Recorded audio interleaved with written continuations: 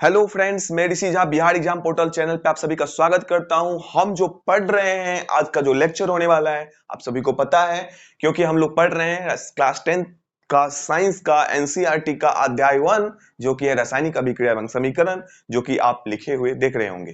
तो पिछले क्लास में हम लोगों ने देखा था, शब्द समीकरण को पढ़ा था, रासायनिक समीकरण को लिखने का तरीका हमने देखा था, फिर हम लोगों ने देखा था द्रव्यमान संरक्षण के नियम के अनुसार रासायनिक समीकरण को संतुलित करना क्यों आवश्यक है।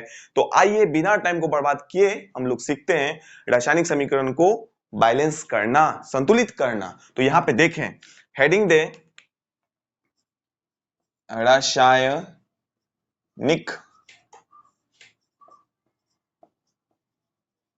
समीकरण को संतुलित करना आज हम लोग सीखेंगे। और हम लोग सीखने वाले हैं हीट एंड ट्रायल विधि से हम लोग सीखेंगे।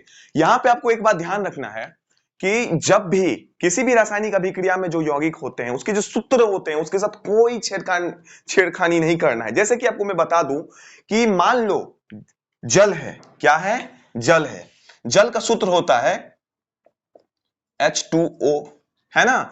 मान के चलो हमको O की संख्या को जो है, O की संख्या को बढ़ाना है ना, O की संख्या को क्या करना है, बढ़ाना है। तो हम लोग अगर मान के चलो O की संख्या जो है यहां पर हमको करना है 2, है ना, तो क्या मैं यहां पर लगा सकता हूं ये जो यौगिक है ना, क्या 2 में लगा सकता हूं। ये जो फार्मूला है आप पहले जानो, ये फार्मूला किसका है, ये फार्मूला है जल का। किसका है, ये जल का फार्मूला, आप सभी को पता है ना। लेकिन अगर मुझे यहाँ पे 2 ऑक्सीजन को जो है बढ़ाना है, उसके अणु को जो है बढ़ा देना है ना, तो यहां पर अगर मैं 2 लगा दूं, यहां पर जो अगर मैं 2 लगा दूं, तो क्या ये सही है, तो बिल्कुल गलत है। अगर ये जो यौगिक है ना, इसके आगे अगर मैं 2 लगा देता हूं, तो इसकी जो फार्मूला है ना, वही चेंज हो जाएगा, फार्मूला ही बदल जाएगा। क्योंकि आपको पता है जब भी इसके आगे, ये तो जल का फार्मूला है ना, अगर मैं H2O के सामने 2 लगा देता हूं, आप सभी को पता है ये जो बन जाएगा, अगर 2 आगे लगा देता हूं तो बन जाएगा हाइड्रोजन पेरोक्साइड। ये हाइड्रोजन पेरोक्साइड हो जाएगा।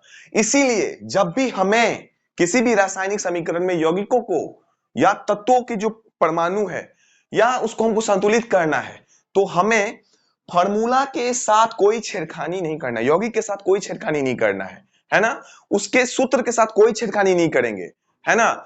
और यहां पर हम देखते हैं कुछ परिभाषाएं जो आपको मैं बता देता हूं। अगर यहां पे मैं कुछ भी समीकरण को संतुलित करने जाऊंगा, है ना, एक बात आपको कॉमन सी बात है जो ध्यान रखना है कि जो आपको याद रखना ही है,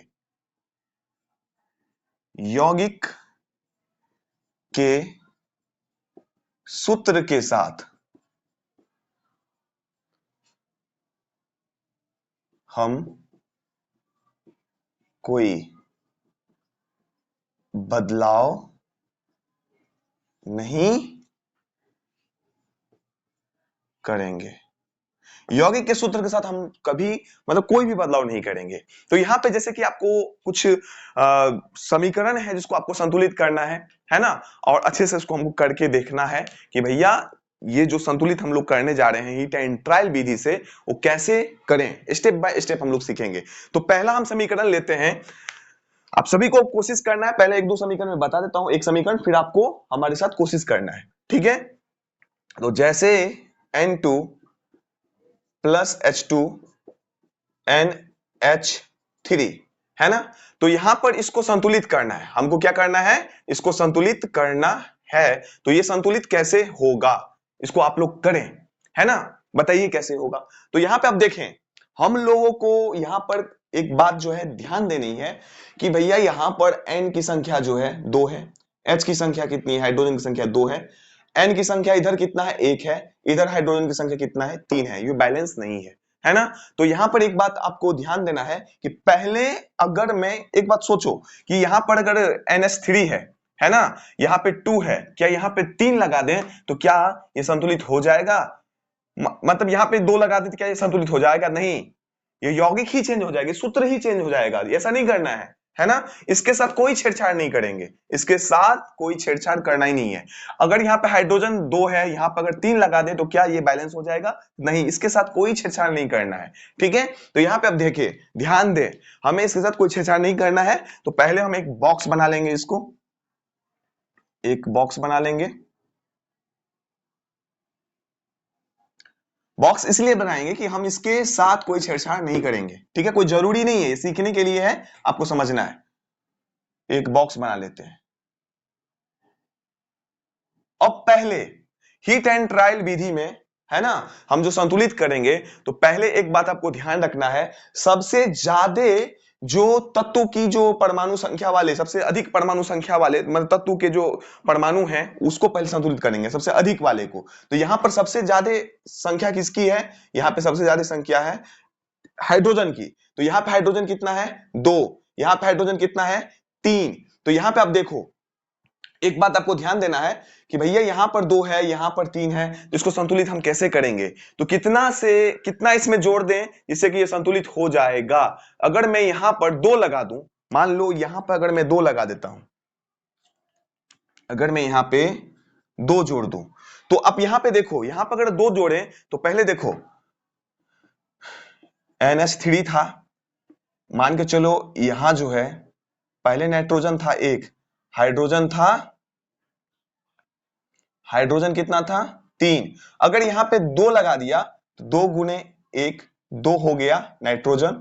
और यहां पे आप देखो 3 दूना 6, इसमें अगर 2 से गुना करते हैं तो 6 हो गया हाइड्रोजन। तो चेंज हो गया, है ना, नाइट्रोजन की संख्या 2 हो गई, हाइड्रोजन की संख्या 2 हो गई, परिवर्तन हो गया, चेंज हो गया, है ना। तो फिर इसकी जो चेंजिंग होगी ना, फिर उसको भी ध्यान देना है। फिर बाकी जो एलिमेंट्स जो है, एक अगर संतुलित होगा तो एक जो है सारे के अंदर जो तत्व हैं उसकी जो परमाणु संख्या है उसको हमको ध्यान देना है, बैलेंस करना है। तो यहां पर ध्यान दो, यहां पर क्या हो गया, हाइड्रोजन की संख्या कितनी होगी? 6। यहां पर नाइट्रोजन की संख्या हो गई 2, तो ये तो संतुलित हो गया। लेकिन यहां पर हाइड्रोजन की संख्या जो है, यहां 2 है, यहां 6 हो गया। अगर मैं यहां पे 2 लगा दूं तो अब देखो, यहां 2 नहीं, सॉरी, तो हाइड्रोजन की संख्या अगर यहाँ पे 6 है, तो यहाँ पे अगर मैं 3 लगा दूं तो अब देखिए 3 दूनी 6, 3 दूनी 6 हाइड्रोजन, इधर भी 3 दूनी 6 हाइड्रोजन, नाइट्रोजन की संख्या हो गई यहाँ पे 2, यहाँ पे नाइट्रोजन की संख्या हो गई 2। तो ये जो समीकरण है ये हो गया संतुलित। इसी प्रकार से नेक्स्ट समीकरण को हम लोग देखते हैं। जैसे कि ये नेक्स्ट समीकरण है, आप सभी इसको ट्राई करेंगे हमारे साथ। तो यहाँ पे नेक्स्ट समीकरण है H2 प्लस O2 और बना जल। इसको आप लोग संतुलित करें, जल्दी से जल्दी इसको संतुलित करें, आप लोग, आप सभी कोशिश करें। तो पहले देखिए, इसको हम ब्लॉक बना लेते हैं। इसके साथ ब्लॉक बनाना इसलिए जरूरी है क्योंकि हम लोग सीख रहे हैं पहली बार, आगे जो है इस सब की जरूरत नहीं पड़ेगी, है ना। हम इसके सूत्र के साथ कोई छेड़छाड़ नहीं करेंगे, इसलिए ब्लॉक बनाना जरूरी है, बॉक्स बनाना जरूरी है। तो ध्यान दें। तो अब देखिए, आप सभी ने शायद अपने कॉपी में किया होगा, देखिए कैसे करेंगे। तो यहाँ पे आप देखिए, हाइड्रोजन इधर 2 है, हाइड्रोजन इधर 2 है, ऑक्सीजन इधर 2 है, ऑक्सीजन इधर 1 है। तो यहाँ पे जो ऑक्सीजन जो आप देख रहे हो, ये ऑक्सीजन जो है संतुलित नहीं है। तो पहले हाइड्रोजन तो संतुलित है, लेकिन यहाँ पे ऑक्सीजन संतुलित नहीं है। तो पहले हम लोग क्या करेंगे, ऑक्सीजन को करेंगे संतुलित, फिर करेंगे हाइड्रोजन को संतुलित, है ना।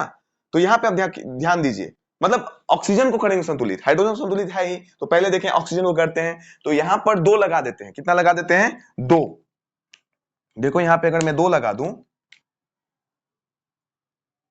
तो यहां पर अगर मैं देखता हूं H2O, तो पहले जो कंडीशन थी, पहले जो कंडीशन था हाइड्रोजन का, ऑक्सीजन का, तो हाइड्रोजन जो था 2 था, ऑक्सीजन था 1 था, ठीक है। अगर मैं 2 लगा दिया हूं यहाँ पे, तो 2 जुड़ के हाइड्रोजन की संख्या हो गई 4, ऑक्सीजन की संख्या हो गई 2, है ना। तो यहाँ पे आप ध्यान दो, ऑक्सीजन तो अब दोनों साइड 2-2 है ना, लेकिन हाइड्रोजन की जो संख्या है वो हो गई ज्यादा, हो गया, दोगुना हो गया, है ना। तो हाइड्रोजन जो है अभी यहाँ पर इस साइड जो है, लेफ्ट हैंड साइड जो है बैलेंस नहीं है। तो अगर यहाँ पे 2 लगाए, यहाँ अगर मैं 2 लगा देता हूं, अब हो जाता है, देखो अब हाइड्रोजन की संख्या भी होगी 4, हाइड्रोजन की संख्या भी होगी 4। तो यहाँ पे देखो, अब 2 से इसको गुना करोगे तो 2 ऑक्सीजन इधर भी है, 2 ऑक्सीजन इधर भी है, ये बैलेंस है, ये क्या है, बैलेंस है। इसी तरह नेक्स्ट समीकरण को अगर मैं देखूं, तो अब ध्यान दें, नेक्स्ट समीकरण हम लेते हैं, जैसे कि आप ले लो Fe प्लस H2O, तो बनता है Fe3O4 plus H2, Fe3O4 plus H2 बनता है। तो इसको आप संतुलित करो जल्दी से जल्दी, ये बहुत ही इंपॉर्टेंट है समीकरण, इसको आप संतुलित करें। तो पहले बॉक्स बना लेते हैं।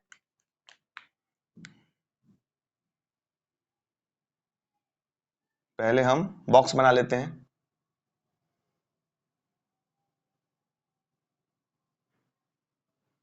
अब इसको जो है आप सभी को संतुलित करना है, करिए संतुलित। तो ध्यान दीजिए, यहां पर हम ध्यान देंगे क्या कि यहाँ पे जो आयरन है, पहले अब देखो सबसे ज्यादा अधिक जो है परमाणु वाले जो यौगिक हैं, मतलब तत्व हैं, कौन है? ऑक्सीजन है ना। ऑक्सीजन के पास सबसे ज्यादा जो है उसकी ऑक्सीजन 4 है, इधर ऑक्सीजन 1 है। ठीक है, तो पहले हमको ध्यान देना है, ऑक्सीजन को पहले हम लोग क्या करते हैं? संतुलित करते हैं, क्योंकि यहाँ पे सबसे ज्यादा क्या है? ऑक्सीजन की संख्या है ना। इधर ऑक्सीजन 1 है, तो यहाँ पे 4 है। अगर यहाँ पे 4 में लगा दूं, यहाँ पर 4 है ऑक्सीजन, अगर मैं यहाँ पे 4 लगा दूं तो क्या होगा? ऑक्सीजन इधर भी 4 इधर भी 4, तो ऑक्सीजन हो जाएगा बराबर। ऑक्सीजन दोनों साइड क्या हो जाएगा? लेफ्ट साइड और राइट साइड दोनों साइड हो जाएगा बराबर। तो यहाँ पे ध्यान दो, अगर मैं यहाँ पर 4 लगा देता हूं तो क्या हो जाता है? ऑक्सीजन 4 इधर भी 4, लेकिन यहाँ पे हाइड्रोजन जो है ना वो बिगड़ जाता है। हाइड्रोजन की संख्या क्या हो जाती है? बिगड़ जाती है। तो यहाँ पे ध्यान दो, यहाँ पे जो हाइड्रोजन जो है, तो हाइड्रोजन की जो तत्व में परमाणु की संख्या है, यहाँ पे देखो हाइड्रोजन तत्व की परमाणु संख्या है, यहाँ पे कितना हो गया? 4 दूनी 8, इधर कितना है? 2। अगर देखो इधर इधर अगर 8 है, इधर 2 है, तो इधर मैं 4 कर दूं तो इधर भी हो जाता है 8। तो यहां भी है 8 हाइड्रोजन, इधर भी है 8 हाइड्रोजन, इधर 4 ऑक्सीजन, यहाँ पे भी है 4 ऑक्सीजन। तो अब यहाँ पे ध्यान दो, ऑक्सीजन यहाँ पे आयरन के मैं देखूं क्या Fe बैलेंस है? तो नहीं है। इधर आयरन कितनी है? 3, इधर आयरन कितना है? 1। तो यहाँ पे अगर मैं 3 लगा दूं तो आयरन हो जाता है बैलेंस। कितनी आसान है। ठीक है, तो इसी को हम लोग क्या करते हैं? हीट एंड ट्रायल विधि से हम लोग इसको जो है बारी बारी से जो है संतुलित करते हैं। क्या करते हैं? बारी बारी से संतुलित करते हैं। हर एक तत्व को पकड़ पकड़ के बारी बारी से जो है संतुलित करने की जो प्रक्रिया है उसे ही हम कहते हैं हीट एंड ट्रायल विधि से रासायनिक समीकरण को संतुलित करना।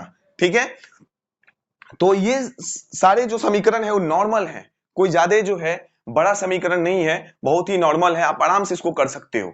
इसी प्रकार मैं देखूं एक दो समीकरण को और आपको मैं बता दूं, है ना। तो यहाँ पे ध्यान दें, अगर मैं CH4 को O2 के साथ अभिक्रिया करवाऊं तो क्या बनता है? CO2 बनता है प्लस H2O बनता है ना। CO2 बनता है, H2O बनता है। तो इसको आप लोग कोशिश करें, इसको जो है बैलेंस करने का कोशिश करें। इसको बैलेंस आप लोग कैसे करोगे? जल्दी से करो। पहले तो इसको बॉक्स बना लेते हैं। पहले हम लोग क्या करेंगे? इसको बॉक्स बना लेंगे। बॉक्स क्यों बनाएंगे? क्योंकि इसके यौगिक के साथ कोई छेड़छाड़, इसके सूत्र के साथ कोई छेड़छाड़ नहीं करना है। अगर मैं गुणा भाग करता हूं तो इस बॉक्स के बाहर ही करूंगा। इस सूत्र के साथ कोई छेड़खानी हम लोग नहीं करेंगे। सूत्र के साथ छेड़खानी हम लोग नहीं कर सकते हैं, कोई छेड़खानी नहीं कर सकते हैं। ठीक है, तो इसको बैलेंस करें जल्दी से जल्दी, है ना। तो अब देखें, यहां पे ध्यान दो, ऑक्सीजन ऑक्सीजन क्या है? अब यहां पे देखो ऑक्सीजन की संख्या कितनी है? 2। इधर ऑक्सीजन की संख्या कितनी है? 3। तो हाइड्रोजन की संख्या कितनी है? इधर 4, है ना। इधर हाइड्रोजन की संख्या कितनी है? 2। तो यहां पे ध्यान दो, अब नॉर्मल सी बात है, अगर यहां पे ऑक्सीजन 2 है, यहां पे ऑक्सीजन की संख्या 3 है ना। तो यहां अगर मैं 2 लगा दूं, यहां अगर मैं 2 लगा दूं, ठीक है, तो यहां पे देखो 2 दूनी 4 ऑक्सीजन हो गया। कितना हो गया? 4 ऑक्सीजन हो गया।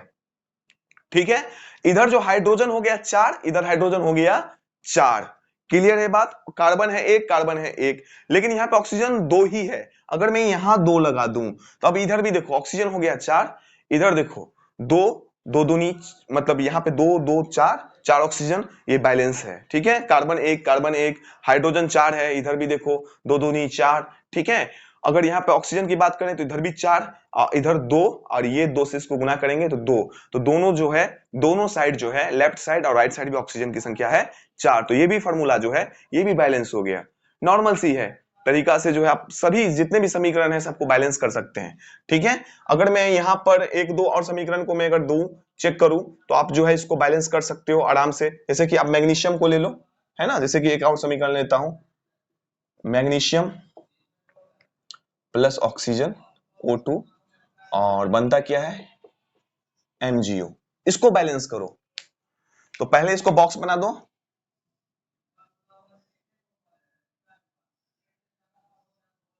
बॉक्स क्यों बनाएंगे? क्योंकि इस बॉक्स के बाहर ही अगर गुना भाग जो कुछ भी करना है इस बॉक्स के बाहर ही करना है। बॉक्स के साथ कोई छेड़छाड़ नहीं करेंगे हम लोग। ठीक है, बॉक्स के साथ हम लोग कोई छेड़छाड़ नहीं करेंगे। ठीक है, ध्यान दें, क्योंकि अगर सूत्र के साथ छेड़छाड़ करेंगे तो कुछ अलग ही सूत्र का निर्माण हो जाएगा। जैसे कि अभी मैंने देखा कि अगर H2O, अगर मुझे ऑक्सीजन को बैलेंस करना है तो अगर मैं O यहां पे 2 लगा दूं तो क्या हो जाएगा, जल से बन जाएगा हाइड्रोजन पेरोक्साइड बन जाएगा, पेरोक्साइड बन जाएगा, H2O2 हो जाएगा। तो वो जो समीकरण ही जो है ना, वो यौगिक जो है चेंज हो जाएगा, दूसरा यौगिक बन जाएगा, है ना, सूत्र ही परिवर्तित हो जाएगा, सूत्र चेंज हो जाएगा, फॉर्मूला चेंज हो जाएगा। तो इसको देखिए आप लोग, मैग्नीशियम है, ऑक्सीजन है, तो MgO है, मैग्नीशियम ऑक्साइड है, आप सभी को पता है। तो यहाँ पे देखें आप, बैलेंस करते हैं इसको। यहाँ पे ऑक्सीजन कितना है 2, इधर ऑक्सीजन कितना है 1। तो पहले अगर मैं यहाँ पे 2 लगा दूं, यहाँ ध्यान दे, यहाँ अगर मैं 2 लगा देता हूं तो इधर भी कितना हो गया मैग्नीशियम, यहाँ पे ऑक्सीजन हो गया 2, इधर हो गया 2, लेकिन मैग्नीशियम की जो है बिगड़ गई, है ना, मैग्नीशियम का जो संख्या मतलब अनबैलेंस हो गया। तो अगर यहाँ पे 2 मैग्नीशियम है तो इधर भी अगर मैं 2 लगाता हूँ ये बैलेंस हो जाता है। तो इसी प्रकार सारे समीकरण को हम लोग बैलेंस कर सकते हैं और बहुत ही आसान है संतुलित करना। और अगर आपने इसको अच्छे से समझा है, हमको नहीं लग रहा है इसमें कोई बहुत बड़ी बात है, नॉर्मल सी बात है, आप किसी भी समीकरण को आप इसी तरीका से जो है मतलब, और इसका स्टैंडर्ड जो है अध्याय 3 मतलब हम लोग 3 चैप्टर में हम लोग इन करेंगे, तो इसके और बहुत सारे तरीका हैं, शॉर्ट तरीका है जो आपको मैं सिखाऊंगा, बहुत आसान तरीके से हम लोग इसको देखेंगे। ये नॉर्मल स्टेप है, ठीक है, तो हम लोग स्टेप स्टेप पढ़ रहे हैं और आगे जो है और भी बहुत से महत्वपूर्ण, बहुत ही महत्वपूर्ण बातें हैं जो आपको ध्यान रखना है। इसके संकेत सब हैं, है ना, उसकी जो है एटमॉस्फेरिक जो कंडीशन है ना, ताप है, दाब है, फिर इसके जो है जितने भी यहाँ पर यौगिक भाग ले रहे हैं उसमें जो तत्व जो हम एलिमेंट ले रहे हैं उस एलिमेंट की प्रकृति, भौतिक अवस्था को भी हम लोग अभी देखने वाले हैं कि भैया यहाँ पे जो आयरन मैंने लिया है इसकी भौतिक अवस्था क्या है, उसकी सूचना क्या है ना, उसकी सूचना को हम लोग देखने वाले हैं। इसकी जो भौतिक अवस्था किस अवस्था में हमने लिया है, क्या ये लिक्विड फॉर्म में है, गैस फॉर्म में है, सॉलिड फॉर्म में है, क्या ये सॉलिड फॉर्म में है, लिक्विड फॉर्म में है, गैस फॉर्म में है, तो कैसे ये परिवर्तन हो रहा है ना, रासायनिक चेंजिंग जो होंगे उसमें जो है ताप, दाब, है ना, और एटमॉस्फेरिक जो दाब है, प्रेशर है ना, उत्प्रेरक की भी जरूरत होती है। तो क्या क्या है उसको हम आगे देखने वाले हैं। अगर आप इसको नोट करना चाहते हैं नोट करें, फिर आगे हम लोग देखेंगे। अब आइए हम लोग सीखेंगे कि जो भी रासायनिक समीकरण हम लोग लेते हैं, ठीक है, उस समीकरण में जो भी यौगिक होते हैं उसमें जो उपस्थित तत्व हैं उनकी एक भौतिक अवस्थाएं होती है। क्या होती है? भौतिक अवस्थाएं होती है और उसके एक संकेत होते हैं जिसको हम लोग सूचनाबद्ध तरीके से हम लोग लिखते हैं कि भैया कौन सा तत्व जो है वो किस रूप में, कौन सा यौगिक किस रूप में भाग ले रहा है ना। जल है तो जल जो है किसी भी रासायनिक समीकरण में आयरन के साथ अगर मैं जल का भी क्या करवा रहा हूं तो वो किस रूप में कर रहा है, जल जो है क्या वो गैस अवस्था में है या ठोस अवस्था में है या मतलब लिक्विड अवस्था में है, लोहा क्या है कौन सी अवस्था में है, सॉलिड अवस्था में है। तो वो जो तत्व है ना उसकी जो भौतिक अवस्था है, किसी भी तत्व का जो भौतिक अवस्था होती है ना उसको हम लोग सूचनाबद्ध तरीके से लिखेंगे, है ना, क्योंकि हम लोग सीख रहे हैं रासायनिक समीकरण को बैलेंस करना, उसके बारे में जो भी इंफॉर्मेशन है हम लोग यहाँ पे सीखने वाले हैं। तो यहाँ पे लिखते हैं, आप सभी भी नोट करना, ये बहुत ही महत्वपूर्ण पॉइंट है जिसको आपको दिमाग में रखना है, जो आगे बहुत काम आने वाले हैं। नेक्स्ट चैप्टर में, थर्ड चैप्टर में, फोर्थ चैप्टर में बहुत ही ज्यादा काम आएंगे। तो यहाँ पे ध्यान दें, यहाँ पे हेडिंग देंगे, अब हम लोग सीखने वाले हैं जो, एक सेकेंड, हम लोग सीखने वाले हैं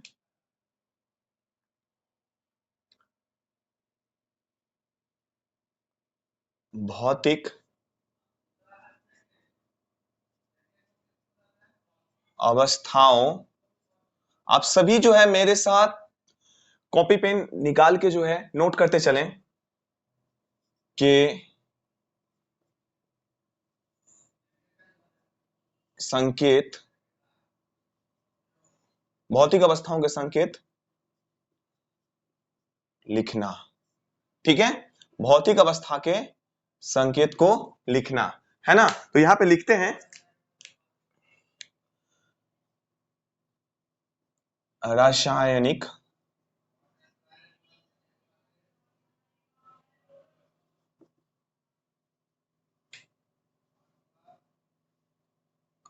अभिक्रिया को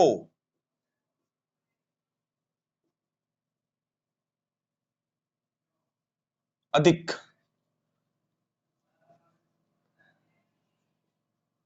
सूचना पूर्ण बनाने के लिए, सूचनापूर्ण बनाने के लिए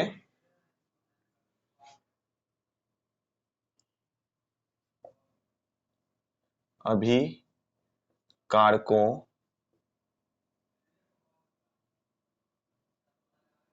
तथा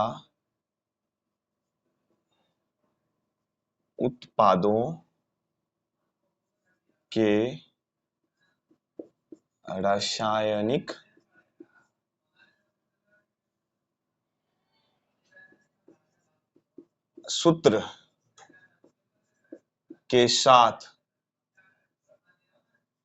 सूत्र के साथ उनकी भौतिक अवस्था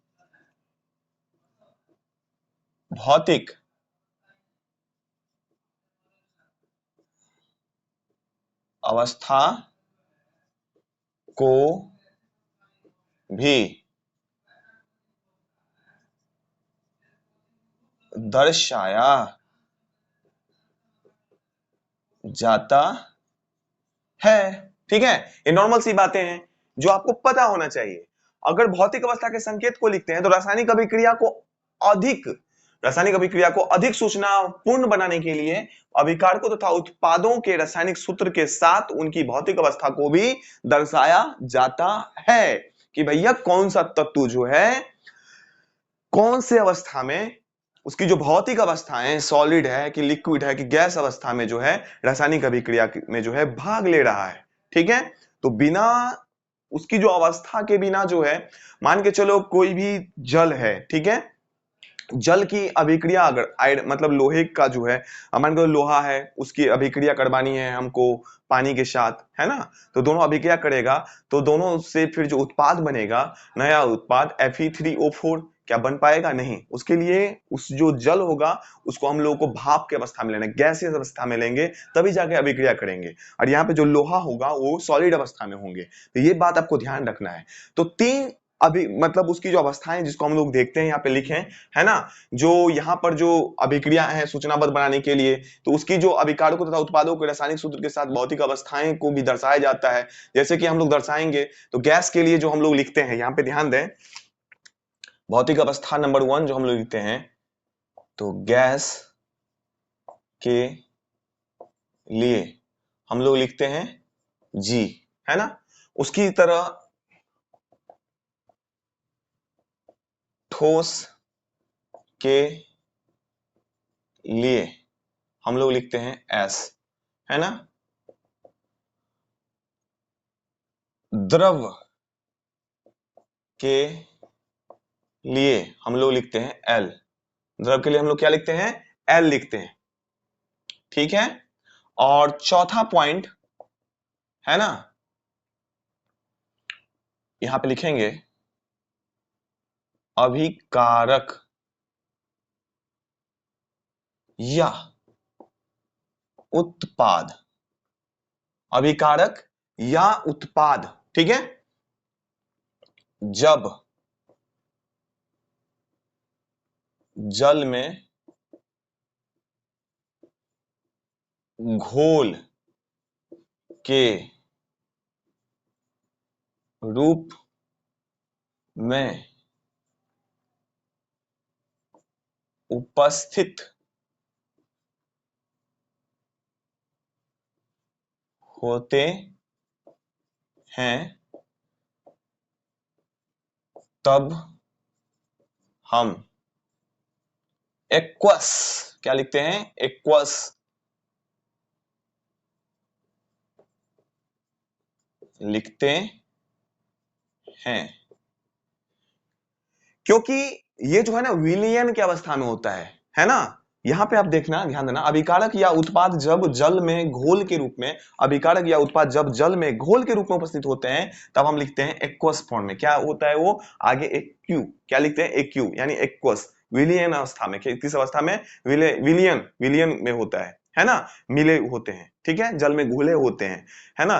तो ये चार जो है हम लोग संकेत, भौतिक अवस्थाओं के संकेत जो है, समीकरण जो हम लोग लिखते हैं उसमें जो यौगिक के सामने लिखते हैं, तत्वों के सामने जो है लिखते हैं, है ना, कि वो जो तत्व जो है उसके अंदर जो भाग ले रहे हैं रासायनिक अभिक्रिया में, अभिकारक जो भाग ले रहे हैं, उसके बाद जो उत्पाद हो रहे हैं, प्राप्त हो रहे हैं, उसकी भौतिक अवस्थाएं कैसी होती है ना। तो इसको हम लोग ध्यान देते हैं और लिखते हैं, है ना, नहीं तो फिर समीकरण हो जाता है गलत। यहाँ पे ध्यान दें, जैसे कि आप मान लो Fe है प्लस H2O है, Fe है प्लस H2O है, तो Fe3O4 बनता है, H2 बनता है, ठीक है। तो यहाँ पे इसको हम लोग क्या कर लेंगे, बैलेंस कर लेंगे। तो यहाँ पे ध्यान दें, यहाँ पे हाइड्रोजन कितना है, ऑक्सीजन कितना है, 4, ऑक्सीजन कितना है, 4 है, तो यहाँ पे आप 4 लगा दो, है ना। तो यहाँ पे क्या हो जाएगा, हाइड्रोजन 8, यहाँ पे हाइड्रोजन 8, यहाँ आयरन 3 है, तो यहाँ 3, ये हो गया पहली बात, बैलेंस। अब इसकी जो भौतिक अवस्था है उसको हम लोग लिखेंगे। तो यहाँ पे लोहा जो होता है सॉलिड रूप में हम लोग लेते हैं, किस रूप में लेते हैं, सॉलिड अवस्था में होता है। तो यहाँ पे क्या लिखेंगे, इसको दर्शाएंगे सॉलिड। ये जल जो यहाँ पे लिए हैं हम, तो यहाँ पे देखो लोहा ले लो, और लोहा के बाद जो है उसमें जो है जल ढारते जाओ, ढारते जाओ, डालते जाओ, क्या कुछ परिवर्तन होगा, नहीं होगा ना। तो ये जो लोहे के साथ अभिक्रिया होगा, अभिक्रिया के बाद जो उत्पाद हाइड्रोजन गैस निकलेंगे ना, है ना, तो ऐसे नहीं लिखेंगे, इसके लिए जल जो होगा वो गैसेस फॉर्म में होगा। किस फॉर्म में होगा, जी, जिसको जी से हम लोग लिखेंगे। और ये जो प्राप्त होगा हमको, ये जो प्राप्त होगा ये सॉलिड अवस्था में होगा, और ये जो H2 प्राप्त होगा ये गैस अवस्था में होगा, हाइड्रोजन गैस, है ना। और इस हाइड्रोजन गैस का बहुत ही काम होता है, इस हाइड्रोजन गैस का बहुत ही काम होता है, ये बहुत ज्वलनशील गैस है ना। रॉकेट ईंधन में भी इसका यूज होता है, और बहुत जो है ये बहुत ज्यादा ऊर्जा देने वाली जो है ये गैस होता है, इसका बहुत उपयोग होता है हाइड्रोजन गैस का। तो इस प्रकार जो है हम लोग उसकी जो भौतिक अवस्था है उसको दर्शाते हैं। आयरन सॉलिड रूप में, जल जो होता है गैस रूप में होता है। उसके बाद ये जो प्राप्त हुआ है Fe3O4, है ना, ये प्राप्त हुआ है सॉलिड रूप में, हाइड्रोजन जो प्राप्त हुआ है गैस रूप में हुआ है। इसी प्रकार जो हम लोग दर्शाते हैं किसी भी रासायनिक अभिक्रिया को, इसी प्रकार से हम उसकी भौतिक जो अवस्था है उसके संकेत को सूचनापूर्ण तरीके से इसको हम लोग दर्शाते हैं, ठीक है। आगे हम लोग बढ़ते हैं, ठीक है, आगे हम लोग लिखेंगे, फिर हम लोग यहाँ पे पॉइंट दे, नेक्स्ट पॉइंट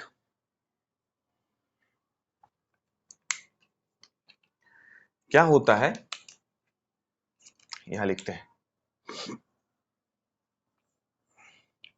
कभी कभी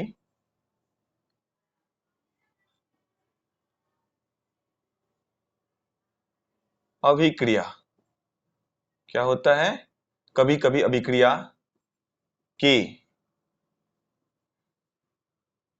परिस्थितियां, परिस्थितियां, परिस्थितियां, ठीक है। थोड़ा इसको और अच्छे से लिख देते हैं, हिंदी जो होता है ना थोड़ा डिफिकल्ट होता है, ठीक है। परिस्थितियां, परिस्थितियां,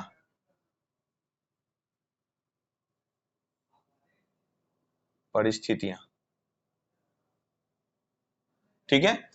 कभी कभी अभिक्रिया की परिस्थितियां, जैसे, जैसे हम बात करें, जैसे कि मैं बात करता हूं, मान लो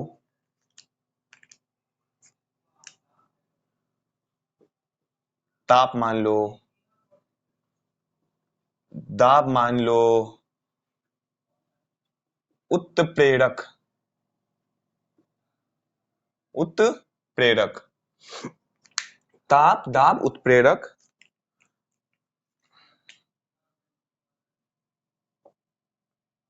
आदि को भी तीर के निशान के ऊपर या नीचे, ऊपर या ऊपर, ये देखिए दाब दाब उत्प्रेरक जो कुछ भी होती है उसके तीर के निशान के ऊपर या नीचे हम लोग क्या करते हैं, दर्शाते हैं। क्या करते हैं, नीचे, है ना, दर्शाते हैं। ऊपर या नीचे क्या करते हैं, दर्शाते हैं,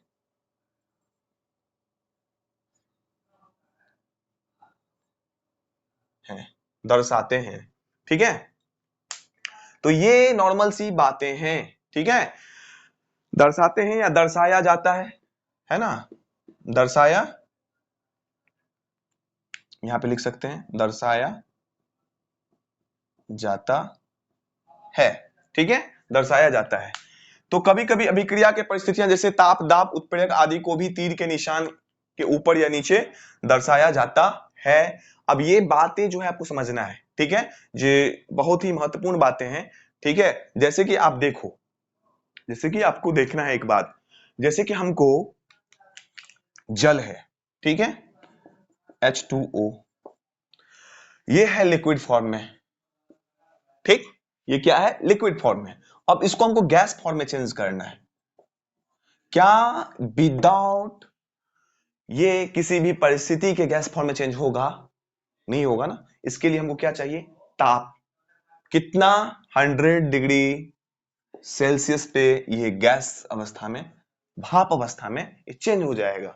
ठीक है, तो अगर मैं बात करूं, कभी कभी अभिक्रिया की परिस्थितियां जैसे कि ताप दाब उत्प्रेरक आदि को भी तीर के निशान के ऊपर या नीचे दर्शाया जाता है। और यहां पे एक बात जानते हो कि जितनी भी रासायनिक अभिक्रिया होती है उसकी परिस्थितियां अलग अलग होती है ना। कोई उत्प्रेरक की उपस्थिति में करता है ना, कोई जो है ताप की उपस्थिति में करता है, एटमॉस्फेरिक दाब के मतलब करता है, वायुमंडलीय दाब के उपस्थिति में करता है, और कोई ताप की उपस्थिति में करता है, कुछ कोई उत्प्रेरक की उपस्थिति में करता है। तो सारी जो रासायनिक अभिक्रियाएं होती है इन सब कारणों पे डिपेंड करता है ना। जैसे कि मुझे जल से गैस प्राप्त करना है, उसे भाप में बदलना है, तो यहाँ पे 100 डिग्री सेल्सियस ताप जो है देना पड़ेगा। इसी प्रकार से जो है हम देख सकते हैं कुछ समीकरण जो है हमारे एनसीईआरटी में दिया हुआ है, उसको हम लोग अच्छे से समझते हैं। ठीक है, जैसे कि बात करते हैं हम CO, क्या बात करते हैं, CO, और उसको जब हम हाइड्रोजन से अभिक्रिया करवाते हैं तो बनता है CH3OH, मीथेनॉल। क्या बनता है, COH2 को जब हम अभिक्रिया करवाते हैं, कार्बन मोनोऑक्साइड को जो हाइड्रोजन से अभिक्रिया करवाते हैं, तो मीथेनॉल जो है ये बनता है। क्या बनता है, मीथेनॉल बनता है। तो यहां पर एक बात जो आपको ध्यान देनी है, जो ये जो अभिक्रिया होगा ना, ये जो अभिक्रिया होगा है ना, ये जो अभिक्रिया होगा ना, इस अभिक्रिया में 340 क्या होता है, 340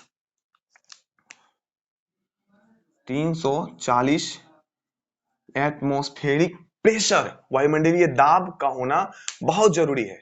340 एटमॉस्फेरिक टेम्परेचर जो होता है उसका होना बहुत जरूरी है, तभी जाकर के जो है कुछ परिवर्तन आपको देखने को मिलेगा, नहीं तो नहीं होगा, है ना। ये मतलब मेथनॉल जो है ये नहीं बन सकता है, मिथेनॉल में ये चेंज नहीं होगा। तो यहाँ पे ध्यान दें, ये जो कार्बन मोनोऑक्साइड होती है ये गैस फॉर्म में होता है। किस फॉर्म में होता है, गैस। और यहाँ पे जो हाइड्रोजन हम लोग लेते हैं, आपको पता है हाइड्रोजन भी जो होगा वो गैस फॉर्म में होगा, और ये जो प्राप्त होगा ना, ये लिक्विड फॉर्म में प्राप्त होगा। आप सभी को ये बात पता है।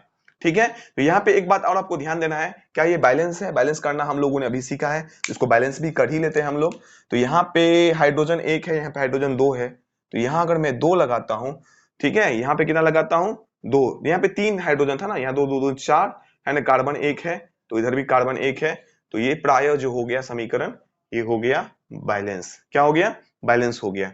तो यहाँ पे अब देखो, कार्बन मोनोऑक्साइड हाइड्रोजन के साथ अभिक्रिया किया और बना मीथेनॉल, है ना। तो यहां पे जो चेंज हुआ है ना, यहां पे जो चेंज हुआ है, ये चेंज एटमॉस्फेरिक दाब के कारण हुआ है, हवा को दबा दबा के, दाब बढ़ा के जो है ना, फिर इसमें परिवर्तित कर दिया गया है। किसमें परिवर्तित कर दिया गया है? इसमें इसको चेंज कर दिया गया है, तब बना है मिथेनॉल, नहीं तो नहीं बनता। इसी प्रकार ये तो हो गया ताप दाब की, है ना, ये दाब की, वायुमंडलीय दाब की। यहाँ पर हम जल वाला जो आपको परिभाषा बताए हैं, है ना, कि भैया हमको जल से H2O जो कि है लिक्विड, इसको हमको गैस में चेंज करना है, गैस में चेंज करना है, तो 100 डिग्री सेल्सियस जो है टेम्परेचर की जरूरत हमें होगी, 100 डिग्री सेल्सियस टेम्परेचर की होगी। इसी प्रकार मैं बात करूं उत्प्रेरक, यहां पे दिया है उत्प्रेरक, कहां लिखा है मैंने, यहां देखो उत्प्रेरक, ये जो लाइन है। तो ताप आप समझ गए, दाब समझ गए, और ये जो ताप दाब होता है ना, एटमॉस्फेरिक दाब, ये हर एक जगह का अलग अलग, वायुमंडलीय दाब हर एक जगह का अलग अलग होता है। ऊंची जगह पे आप जाओगे वहां का वायुमंडलीय दाब अलग होगा, मतलब हर एक जगह जितनी ऊंचाई जाओगे उसका अलग होगा, समुद्र तल की अलग होगा, धरातल की अलग होगा, ऊंचाई का अलग होगा, हर एक जगह का, हर एक स्टेट का अपना अपना अलग अलग होता है ना, ताप दाब हर एक चीज अलग अलग होता है, वो वहां का डिपेंड करता है ना। तो ये बातें हैं। तो यहां पे अगर मैं बात करूं नेक्स्ट समीकरण की, मैं बात करूं जो एनसीईआरटी में दिया गया है ना, उसकी मैं बात करता हूं, जैसे कि 6CO2 आप ले लो, क्या ले लो, 6CO2 प्लस H2O, क्या ले लो, 6CO2 प्लस H2O, ठीक है। अब देखो यहां ध्यान दो, यहां पे एक थोड़ा बड़ा सा एडो लो, और ये दोनों भाई साहब, एक सेकंड, इसको पहले 6 मत लिखो, ये दोनों जो अभिक्रिया करेंगे, ठीक है, ये दोनों जो अभिक्रिया करेंगे तो बनेगा C6, क्या बनेगा, C6H12O6, क्या बनेगा, C6H12O6, ठीक है। और क्या बनेगा, CO2, और क्या बनेगा, बताओ जल्दी से, H2O, CO2 बनेगा, H2O बनेगा। क्या ये संतुलित है? तो इसको संतुलित करते हैं, क्या करते हैं, संतुलित। तो यहां पे अगर आप सभी 12 लगा देते हो, 6CO2 12H2O, है ना, तो क्या हो जाता है, यहां पे 6 लगाओ, यहां भी 6 लगाओ। अब यहां पे देखो ये जो CO2 है किस अवस्था में है, आप सभी को पता है, यहां पे जो CO2 है ये एक्वस सॉल्यूशन में है, किसमें है, एक्वस सॉल्यूशन में है।